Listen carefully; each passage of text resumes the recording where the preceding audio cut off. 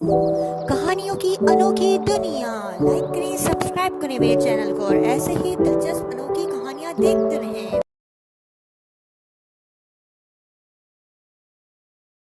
रामपुर गांव में महिमा का एक परिवार रहता था। अचानक उसके घर की डोरबेल बजी।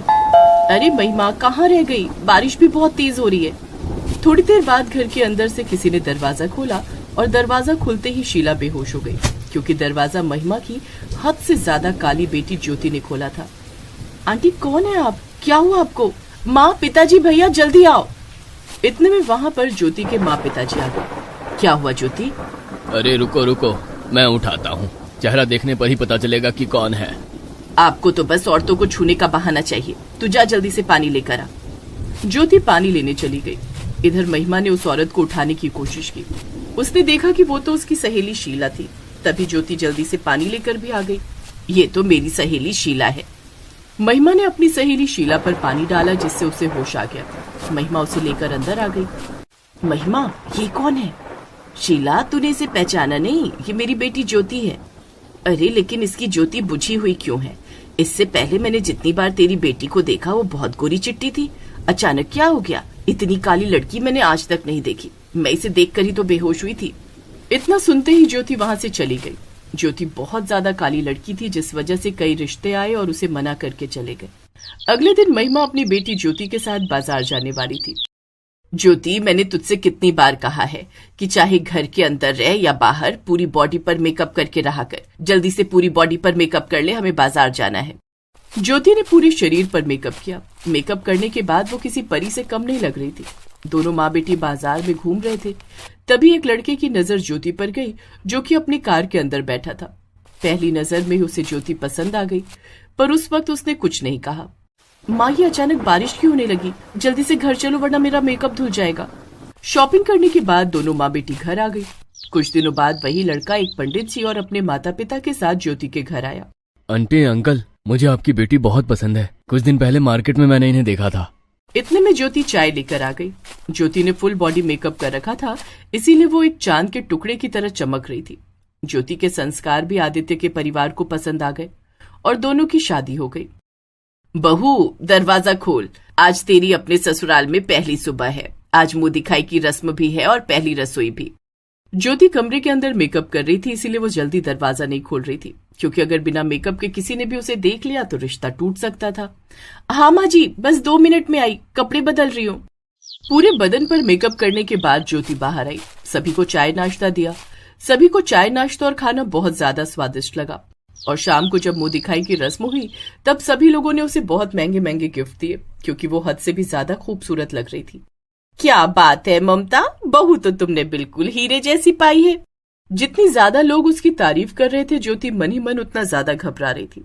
एक दिन जब ज्योति बाथरूम में नहा रही थी, तभी उसका पति आदित्य कमरे में आ गया।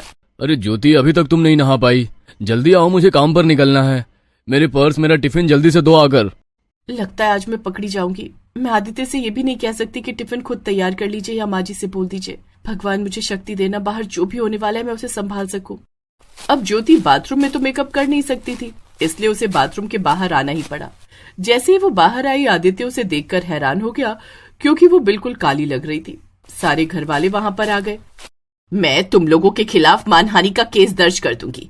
तुमने और तुम्हारे पूरे परिवार ने हमारे साथ धोखा किया है। माँ जी, इसमें मेरे परिवार की कोई गलती नहीं है। ज्योति, मैंने तुम्हें कितना दिल से चाहा था। कम से कम एक बार बता तो देती। ये धोखा अब मैं बर्दाश्त नहीं कर सकता। आज ही हम दोनों का तलाक हो जाएगा। मैं अभी वकील साहब को फोन करता हूँ। नहीं, ऐसा मत कीजिए, ऐसा मत कीजिए, प्लीज मत कीजिए ऐसा। ज्योति ये सब नींद में बड़बड़ा रही थी। तभी आदित्य की नींद खुल गई और उसने कहा, ज्योति, क्या हुआ? कोई बुरा सपना देखा क्या? ज्योति की नींद खुली तो उसने देखा कि ये सब वो सपना देख रही थी, लेकिन ये सपना उसकी जिंदगी में काल बनकर आया। वो बहुत घबरा गई और अगली ही सुबह उसने अपनी माँ को फोन कर दिया। माँ, कुछ कीजिए, मैं 24 घंटे मेकअप में नहीं रह सकती। मान लीजिए कभी धोखे से मैं बिना मेकअप के रही और किसी की नजर मुझ पर पड़ गई, तब तो सब बर्बाद हो जाएगा। मैं अब आदित्य को धोखा नहीं दे सकती माँ। मैंने तेरे ऊपर लाखों प्रोडक्ट इस्तेमाल करके देख लिए, पर कोई फर्क नहीं पड़ा। अब तुझे पूरी जिंदगी मेहनत करनी पड़ेगी और 24 घंटे मेकअप में ही रहना पड़ेगा, और कोई ऑप्शन नहीं है। पूरी जिंदगी मेकअप के साथ, ये नहीं हो सकता माँ। इससे पहले कि आदित्य के परिवार को मेरे बारे में सब कुछ पता चले, मैं जहर खाकर मर जाऊंगी। ज्योति के इतना कहते ही महिमा घबरा गई और उसने उसे मायके बुला लिया। आज के बाद मरने की बात मत करना। शीला ने मुझे एक किसी वैद्य का कांटेक्ट दिया है, लेकिन वो हिमालय की वादियों में रहते हैं। चलिए माँ, कहीं भी चलिए, कुछ भी कीजिए, पर मुझे आजादी दिलाइए इस कालेपन से। मैं बचपन से ही झेल रही हूँ। महिमा अपनी बेटी ज्योति को लेकर हिमालय चली गई और वहां जाकर उन आयुर्वेदाचार्य वैद्य जी से मिली। बेटा, किसी के साथ हमें धोखा नहीं करना चाहिए। अगर ऐसी कोई बात थी तो आप लोगों को शादी से पहले ही मेरे पास आ जाना चाहिए था। मैंने आप जैसी ना जाने कितनी बच्चियों को ठीक किया है। बाबा जी, क्या आप सही कह रहे हैं? बच्ची, आयुर्वेद में बहुत ताकत होती है। जब आयुर्वेद कैंसर जैसी बीमारी ठीक कर सकता है तो काले से गोरा करना कोई बड़ी समस्या नहीं है। वैद्य जी ने उन्हें कुछ आयुर्वेदिक जड़ी बूटियों और कुछ नीम की पत्तियां भी दी। इस डिब्बी में इन पहाड़ियों से निकली हुई जड़ी बूटियों का मिश्रण है, जिसे गर्म पानी के साथ हर रात सोने से पहले पीना है और इन पत्तियों का लेप बनाकर चेहरे पर लगा लेना है। बाबा, अगर ऐसा हो गया ना तो मैं दोबारा आपके पास आऊंगी। चलते हैं बाबा, प्रणाम। खुश रहो बेटा। खैर, अगले दिन ही वो लोग अपने घर आ गए। उसी दिन से महिमा ने अपनी बेटी का इलाज शुरू कर दिया। पहले दिन से थोड़ा थोड़ा फर्क समझ आने लगा। ऐसे ही 1 हफ्ते बीत गए। आदित्य ने उसे फोन किया। ज्योति, तुम्हें पता है ना कि मैं बिना अपनी ज्योति को देखे हुए एक पल भी नहीं रह सकता, और तुमने 7 दिन लगा दिए। मेरी माँ की तबीयत थोड़ी सी खराब है, मैं 5-6 दिन में आ जाऊंगी, आप फिक्र मत करो। क्या माँ जी की तबीयत खराब है? मैं कल ही आता हूँ उन्हें देखने।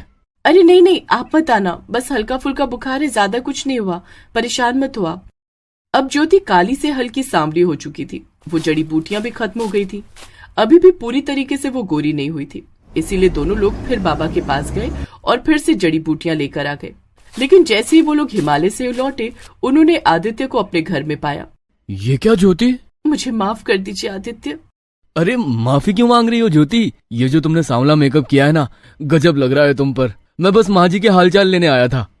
जाओ बेटा, दामाद जी के लिए चाय नाश्ते की व्यवस्था करो। अरे नहीं माँ जी, मैं किसी इंपॉर्टेंट मीटिंग के लिए इधर से गुजर रहा था तो सोचा आपके हालचाल ले लूं। इसके बाद आदित्य वहां से चला गया। महिमा और उसकी बेटी ने चैन की सांस ली। चलो अच्छा है, तेरा सांवलापन तो उसे पसंद आया। माँ, आदित्य को लगा कि मैंने सांवला मेकअप किया है। अभी मैं अगर ससुराल गई तो उन्हें लगेगा कि मैं 24 घंटे सांवले मेकअप में ही रहती हूँ। शक हो जाएगा उन्हें। उन जड़ी बूटियों का उन लोगों ने 1 हफ्ते तक इस्तेमाल किया और धीरे धीरे ज्योति के पूरे शरीर में चांद जैसा निखार आ गया। वो जितनी मेकअप करने के बाद खूबसूरत लगती थी, उससे भी कहीं ज्यादा वो अब लग रही थी। अरे वाह, बचपन से मेरी बच्ची को लोग बदसूरत कहकर चिढ़ाते थे। मुझे नहीं पता था कि मेरी बेटी इतनी ज्यादा खूबसूरत है अंदर से। ये सब वैद्य जी का कमाल है माँ। अब चलते हैं, बाबा जी को धन्यवाद करके आते हैं। माँ बेटी एक बार फिर वैद्य जी के पास गए, लेकिन वहां जाने के बाद उन्हें पता चला कि वहां पर कोई वैद्य जी नहीं रहते। देखिए बहन जी, आप लोगों को किसी ने गलत बताया है। यहाँ हम 50 साल से रह रहे हैं, यहाँ पर कोई वैद्य नहीं रहते। आजकल डॉक्टर का जमाना है माता जी। मुझे नहीं पता कि आप कौन थे, आप सच में वैद्य थे या परमात्मा, हमें नहीं पता, लेकिन मेरे लिए आप एक परमात्मा ही थे, परमात्मा ही रहेंगे। घर वापस आने के बाद ज्योति ने आदित्य को फोन किया। क्या बात है आदित्य, आप तो मुझे भूल ही गए। अरे ये तुम कैसी बातें कर रही हो ज्योति? अरे मैं मजाक कर रही थी। अब मैं फ्री हो गई हूँ, कल मैं आपका इंतजार करूंगी। अगले दिन आदित्य उसे लेकर घर आ गया। ज्योति, ये वाला मेकअप अब तक का बेस्ट है, बहुत सुंदर लग रही हो तुम। अरे इस समय मैंने बिल्कुल मेकअप नहीं किया हुआ है। ज्योति, आज के बाद तुम मेकअप मत करना। बिना मेकअप के तुम एंजल लगती हो, एंजल। नजर ना लग जाए इसीलिए तो मेकअप करती हूँ, ताकि कम खूबसूरत लगूं। तो इस तरह ज्योति के परिवार को कभी पता नहीं चल पाता कि वो शादी के समय काली थी। सब खुशी खुशी रहने लगे। निहारिका एक गरीब लड़की थी जो कि अपने 10 साल के छोटे भाई के साथ एक किराए के मकान में रहती थी। वो एक साड़ी की दुकान पर काम करती थी। भैया, ये पिंक कलर की साड़ी सिर्फ एक ही बची है। बड़े बड़े बिजनेसमैन इस पिंक साड़ी का ऑर्डर पहले से ही दे देते हैं। जल्दी से ले लीजिए वरना स्टॉक खत्म हो जाएगा, फिर 1 महीने तक इस कलर की साड़ी नहीं मिलेगी। अरे क्या सोच रहे हो, जल्दी से ले लो वरना साड़ी बिक जाएगी। वैसे भी मेरा नाम पिंकी है और साड़ी भी पिंक कलर की है। मेरे नाम और मेरी पर्सनैलिटी पर बहुत सूट करेगी। भाभी जी, आपने बिल्कुल सही कहा, ये साड़ी आप पर खूब जचेगी। ठीक है, औरतों की पसंद मुझे क्या पता। कितने रुपए की है ये साड़ी? वैसे तो ये साड़ी 20,000 की है, पर भाभी जी के लिए 18,000 लगा दूंगी मैं। ठीक है, ये लीजिए पैसे और साड़ी पैक कर दीजिए। तो इस तरह से वो लोग साड़ी लेकर चले गए। लेकिन निहारिका का मालिक ये सब देख रहा था। मालिक उसके पास आया और बोला, अरे क्या बात है निहारिका, केवल 12,000 की साड़ी तुमने 18,000 रुपए की बेच दी। कमाल की लड़की हो तुम, हैं? ये सब कुछ मुझे आपने ही तो सिखाया है अंकल। चलो बहुत रात हो गई है, दुकान बंद करने का समय भी हो गया है। ये लो 2,000 रुपए मेरी तरफ से तुम्हारा कमीशन। अपने भाई के लिए कपड़े और मिठाइयाँ ले जाना। आपका बहुत बहुत धन्यवाद अंकल। अरे इसमें धन्यवाद की क्या बात है, धन्यवाद तो मुझे अदा करना चाहिए। दुकान बंद करने के बाद निहारिका बहुत सारी मिठाइयाँ और खाना होटल से पैक कराकर अपने घर आ गई। क्या बात है दीदी, आज आपको पेमेंट मिला है क्या? अरे नहीं छोटू, तू बस मिठाई खा, बाकी चीजों पर ध्यान मत दे। दीदी कहीं आप मेरी खुशी के लिए कुछ गलत काम तो नहीं करने लगी? तू मेरा छोटा भाई है ना, बड़ा भाई बनने की कोशिश मत कर। वो क्या है ना, आज मैंने 12,000 की साड़ी 20,000 में बेच दी, जिससे मालिक खुश हो गया और उसने मुझे कमीशन दे दिया। जब आपके पास इतना दिमाग है तो आप खुद ही दुकान क्यों नहीं खोल लेती? खोलूंगी छोटू, बहुत जल्द अपनी दुकान खुलेगी, लेकिन इसके लिए ढेर सारा पैसा चाहिए ना। तू इस बारे में मत सोच, तू पढ़ाई पर ध्यान दे और खाना खा ले जल्दी से, सुबह स्कूल भी तो जाना है। तो इस तरह से वो दोनों भाई बहन खुशी खुशी उस रात जाकर सो गए। सुबह छोटू के स्कूल जाने के बाद निहारिका अपनी दुकान के लिए निकल ही रही थी कि तभी वहाँ पर उसका मकान मालिक आ गया। अरे चाचा, आपका किराया तो 2 दिन बाद देना है ना, 2 दिन पहले ही आ गए। अरे नहीं नहीं बिटिया, मैं तो बस मार्केट जा रहा था तो सोचा तुम दोनों का हाल चाल ले लूं। आइए चाचा, पानी पी लीजिए, अंदर आइए। अरे नहीं नहीं बेटा, मुझे लग रहा है कि तुम अपनी दुकान पर जा रही हो। ऐसा करना, अपनी पसंद की 2 साड़ियाँ ले आना। मेरी बीवी मुझसे नाराज है, साड़ी गिफ्ट कर दूंगा तो रात में मान जाएगी, और उसके पैसे किराए में काट लेना। अरे कोई बात नहीं चाचा, उसकी फिक्र आप मत कीजिए, मैं अपनी दुकान की बेस्ट साड़ी आपके लिए लेकर आऊंगी। मकान मालिक वहाँ से चला गया और निहारिका अपनी दुकान चली गई। अभी तक निहारिका से सब लोग खुश रहते थे, लेकिन उसे नहीं पता था कि आज जो होने वाला था उसके बाद हर कोई उससे नफरत करेगा। अभी तक मालिक नहीं आए, कोई बात नहीं, मैं ही दुकान खोलकर साफ सफाई करके पूजा कर देती हूँ। निहारिका ने दुकान खोली, पूरी दुकान में झाड़ू लगाई। गंगा जल छिड़कने के बाद उसने जैसे ही अगरबत्ती जलाई, वैसे ही माचिस की जलती हुई तीली एक साड़ी पर पड़ गई, जिस पर निहारिका का ध्यान नहीं गया। निहारिका पूजा करने में बिजी हो गई। धीरे धीरे उस साड़ी ने आग पकड़ ली और पूरी दुकान में आग लग गई। अरे बेटा, पूजा करने में इतना ज्यादा बिजी मत हो जाओ कि दुकान का ध्यान ही ना रहे। तुम्हारी दुकान में आग लग गई है। निहारिका ने अपनी आंख खोली तो देखा कि पूरी दुकान धधक कर जलने लगी। निहारिका से जितना हो सका उतना माल दुकान के बाहर फेंक दिया और उसका हाथ भी आग में जल गया। इतने में वहाँ पर मालिक आया और फायर ब्रिगेड को बुलाकर सारी आग बुझा दी। कैसे व्यापारी हैं आप? पूरी दुकान एक लड़की के भरोसे छोड़ दी और उसी लड़की ने आपकी दुकान में आग लगा दी। आपकी दुकान का इंश्योरेंस तो होगा ना? नहीं, मेरी दुकान का कोई इंश्योरेंस नहीं था। निहारिका, मैंने तेरे बारे में ऐसा नहीं सोचा था। तूने मेरी दुकान जला दी। निकल जा यहाँ से। और सुन लो सब लोग, कोई भी दुकान वाला इस लड़की को काम नहीं देगा, वरना सबकी दुकान जला देगी। निहारिका कुछ नहीं बोल पाई और रोते हुए अपने घर वापस आ गई। ये क्या हो गया मुझसे? मालिक मेरी बात बिल्कुल नहीं सुनेंगे। आसपास के लोग भी उन्हें मेरे खिलाफ भड़काते रहते हैं। जब निहारिका ने दुकान जाना बंद कर दिया तब उसका छोटा भाई उससे पूछता रहता कि वो दुकान क्यों नहीं जा रही, पर वो उसे कुछ नहीं बताती। छोटू, तू बस पढ़ाई पर ध्यान दे। उस दुकान में आग लग गई इसलिए वहां पर अभी काम बंद है। मैं कहीं दूसरी जगह काम ढूंढ लूंगी, तो फिक्र मत कर। लेकिन 2 दिन तक जब निहारिका ने घर का किराया नहीं दिया तब तीसरे दिन मकान मालिक उसके घर आ गया। देखिए, मैं जहाँ काम करती थी वहाँ आग लग गई, इसलिए मैं उनसे पेमेंट के लिए भी नहीं कह सकी। जैसे ही मुझे पेमेंट मिलेगी मैं आपका किराया दे दूंगी। अरे वो दुकान तेरी वजह से ही जली है। दुकान का मालिक मेरा दोस्त है, आज वो मुझसे मिले थे, बेचारे रो रहे थे। वहाँ के आसपास वाले लोगों ने भी कहा कि तेरी वजह से ही दुकान जली है। अगर तेरे पास पैसे हैं तो मुझे दे दे, वरना मकान खाली कर दे शाम तक। और वैसे भी तुझे दूसरी जगह काम भी नहीं मिलने वाला। अब इतनी जल्दी भला इतने सारे पैसों का इंतजाम वो कहाँ से करती? इसी वजह से रात में ही मकान मालिक ने निहारिका और उसके छोटे भाई को घर से निकाल दिया। छोटू, तू परेशान मत होना, बस आज की रात बीत जाने दे। कल सुबह होते ही हम कोई दूसरा घर ढूंढ लेंगे और काम भी कहीं ना कहीं मिल ही जाएगा। मुझे बहुत सालों का एक्सपीरियंस भी है।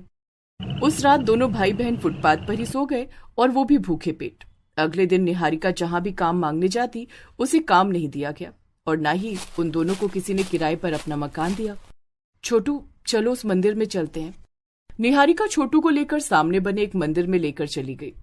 जब तक हमें घर नहीं मिल जाता हम दोनों इसी मंदिर में रहेंगे, तो यहीं पर बैठ मैं कुछ खाने के लिए लाती हूँ।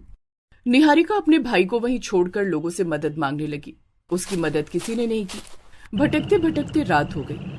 उस जंगल से कुछ लकड़ियां ले आती हूँ, थोड़ा बहुत सामान तो अभी भी है ही मेरे पास। मंदिर में ही आग जलाकर खाना बना लूंगी, अपने छोटे भाई को खिला दूंगी। राधिका सामने वाले जंगल में चली गई और लकड़ियां बिनने लगी। उसे कुछ फल भी दिखाई दिए, इसलिए वो फल भी तोड़ने लगी। लेकिन तभी उसे अचानक जानवरों की आवाजें आने लगी। भाग निहारिका, इस जंगल में तो शेर है। निहारिका जंगल से जैसे ही भागने लगी वैसे ही 2 शेरों ने उसे घेर लिया, जिससे निहारिका बुरी तरह डर गई। हे भगवान, मेरे सर से तूने माँ बाप का हाथ तो छीन ही लिया। अब अगर मैं मर गई तो छोटू का क्या होगा। तभी निहारिका आंख बंद करके अपनी माँ को याद करने लगी। इतने में उन दोनों शेरों ने निहारिका पर अटैक कर दिया।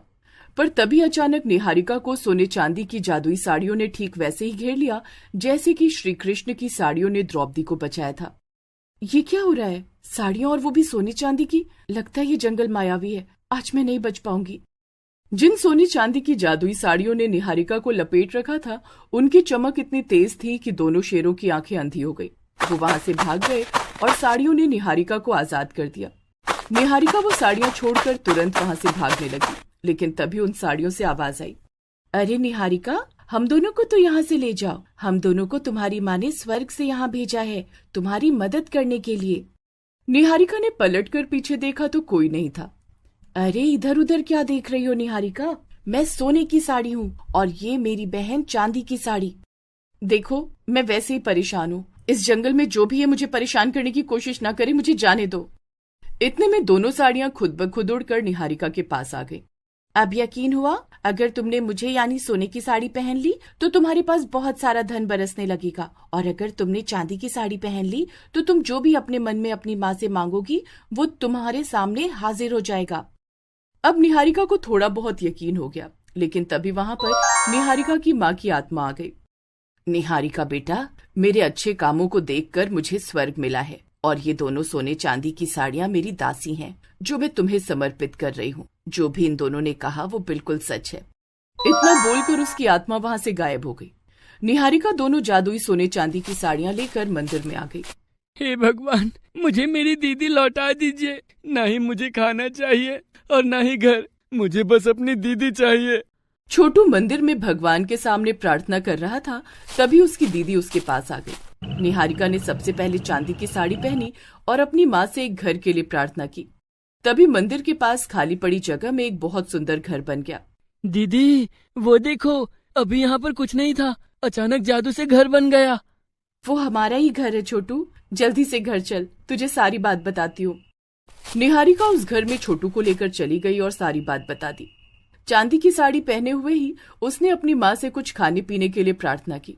अगली सुबह उसने सोने की साड़ी पहनी, जिससे बहुत सारा धन उस घर में बरसने लगा। धन बरसना बंद ही नहीं हो रहा था, इसलिए उसने साड़ी उतार कर नॉर्मल कपड़े पहन लिए। अब धन की बारिश होना बंद हो गई। उन पैसों से उसने खुद की दुकान खोली और दोनों लोग खुशी खुशी अपना जीवन बिताने लगे।